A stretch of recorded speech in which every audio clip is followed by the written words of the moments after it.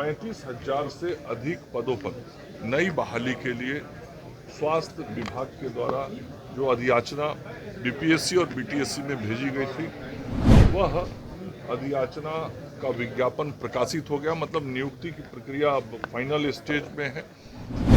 ये जब कानून बना था, नियम बना था, उस वक्त वो सरकार में थे और सरकार ने जो प्रावधान बनाए थे वो उसके अंग थे। उनको उस वक्त की सरकार में उप मुख्यमंत्री का दायित्व मिला हुआ था। तो क्या उस वक्त वो बिना पढ़े समझे जाने सभी चीजों पे हाँ बोले जा रहे थे? आज राज्य आयुष समिति के द्वारा बिहार के जो हमारे आयुष चिकित्सक हैं उनका 4 दिवसीय प्रशिक्षण का कार्यक्रम पटना में शुरू हुआ है और इन प्रशिक्षणों के माध्यम से हमारे आयुष चिकित्सक समाज में लोगों को बेहतर स्वास्थ्य सेवाएं आयुष पद्धति के माध्यम से दे सकें, इसका प्रयास होगा।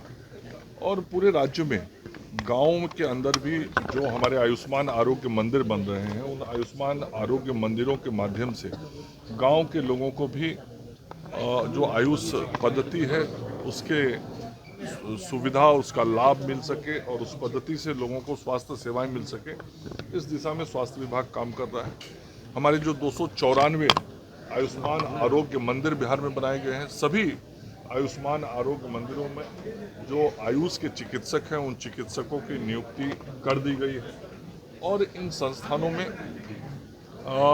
आयुष पद्धति के साथ साथ योग क्रिया, हर्बल गार्डन, इन सारे चीज़ों की भी सुविधाएं उपलब्ध कराई गई हैं। इसके साथ ही अन्य जो एचआर की ज़रूरतें हैं, जो मानव बल का ज़रूरत है, उसकी भी नियुक्ति का काम पूरे स्वास्थ्य विभाग में चल रहा है और जो विभिन्न कोटि के मानव बल की ज़रूरत स्वास्थ्य विभाग में है, उसके नियुक्ति के विज्ञापन प्रकाशन का काम भी पूर्ण हो चुका है। 35,000 से अधिक पदों पर नई बहाली के लिए स्वास्थ्य विभाग के द्वारा जो अधियाचना बीपीएससी और बीटीएससी में भेजी गई थी, वह अधियाचना का विज्ञापन प्रकाशित हो गया। मतलब नियुक्ति की प्रक्रिया अब फाइनल स्टेज में है। अब बीटीएससी और बीपीएससी सभी लोगों का चयन करके विभाग को सूचित करेगा और अगले 3 महीने में ये 35,000 से जो अधिक नियुक्तियां होनी है वो नियुक्तियां पूर्ण हो जाएगी। उसमें स्वास्थ्य विभाग की ओर से जो नियमित नियुक्तियां हैं वो हैं और एनएचएम के माध्यम से जो राष्ट्रीय स्वास्थ्य समिति के द्वारा नियुक्तियां की जानी है वो है।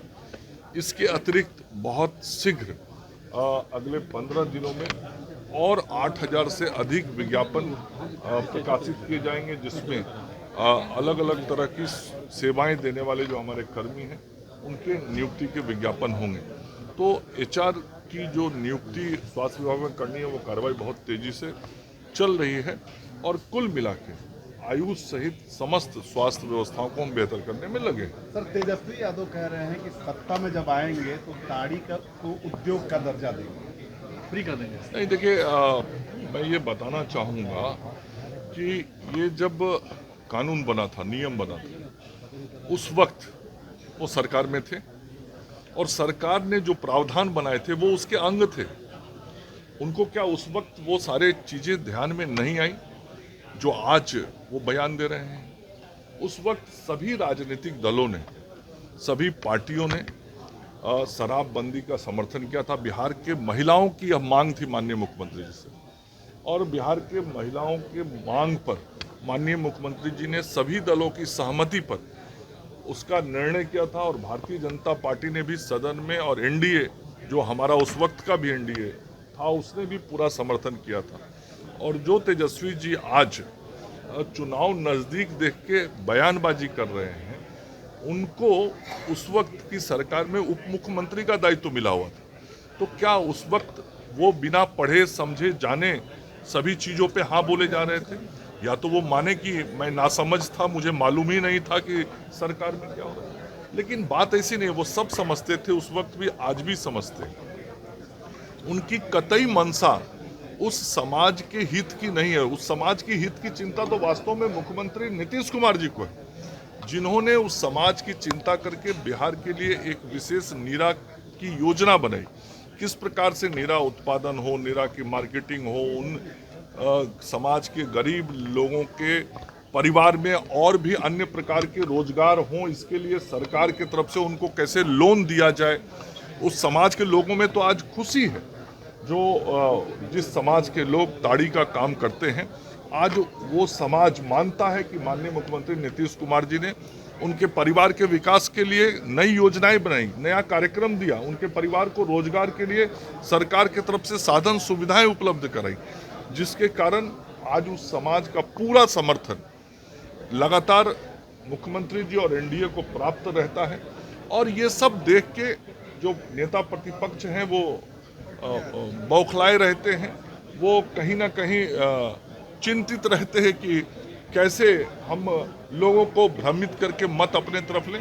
तो ऐसे बयानों से उस समाज पे कोई असर नहीं पड़ने वाला, क्योंकि समाज जानता है कि वास्तव में जो ताड़ी का उत्पादन करने वाला समाज है, उस समाज का असली हितैषी कोई है तो वह बिहार के मुख्यमंत्री श्री नीतीश कुमार जी हैं। उस समाज को आर्थिक रूप से आगे बढ़ाना यदि कोई चाहता है तो वो नीतीश कुमार जी हैं, एनडीए की सरकार है। इसलिए तेजस्वी जी जो बयान देते रहे कुछ असर नहीं पड़ने वाला। पनोरमा ग्रुप, जो सोचता है वो करता है, आपके अपने सपनों का आशियाना।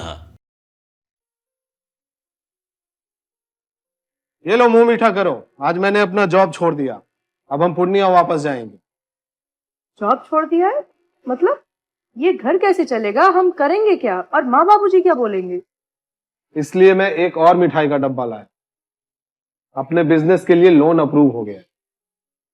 अरे लोन अप्रूव हो गया वो तो ठीक है, लेकिन पूर्णिया में हम रहेंगे कहाँ? अपना घर भी तो नहीं है वहाँ। इसलिए तो एक और मिठाई का डब्बा अलग से लाया हूं। हमने पूर्णिया में घर ले लिया है, पूर्णिया के ई होम्स पैनोरमा में। पूर्णिया में पैनोरमा ग्रुप लेकर आए हैं ई होम्स पैनोरमा। बड़ा घर, आलीशान जिंदगी और अत्याधुनिक सुविधाओं के संग। अरे अब क्यों मुंह मीठा करवा रही हो? क्योंकि हम घर वापसी जो कर रहे हैं। घर वापसी की खुशी पूर्णिया में ई होम्स पैनोरमा के संग। E homes panorama, luxurious lifestyle redefined.